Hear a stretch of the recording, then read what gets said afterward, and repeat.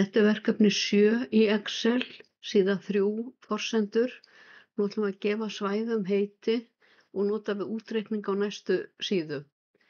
Ef þið smellið hérna í hólfið D1 og sjáu það heiti B1, þá sjáu það heiti B1, en ég vil að það heiti eftir A1 og að þetta eru svæði en ekki 1 og 1/12, að þá setjum við þetta svæði í blokk, förum í formulas og create from selection og gefum B-dálki heiti eftir vinstri dálki, þannig að það er hakað hérna við left column.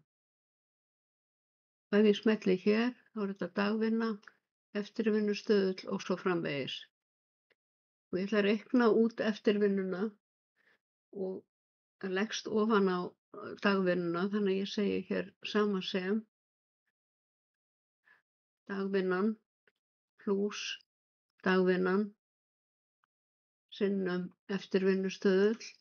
Ég get smellt í hólfin af því að þetta er á sömu síðu, en ef þetta væri á annarri síðu þá myndum við ýta á F3 eða FN og F3.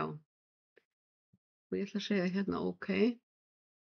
Og síðan fer ég hérna í næturvinnustöðulinn og hann er sama sem dagvinnan plús dagvinnan sinnum næturvinnustöðullinn.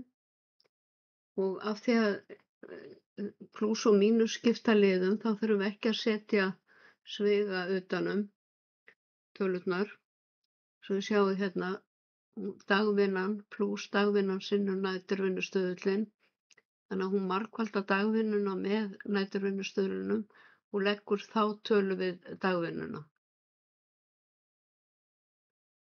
Ef þið eruð að gefa svæðum heiti eftir efstu línu, þá setjið þið svæðið í blokk og farið hér í create from selection og hakið við top row. Það áreindar ekki við í þessu verkefni, en það eru önnur verkefni þar sem þið eruð að gefa svæði heiti eftir efstu línu og þá gerið þið það svona. En ég ætla að vista.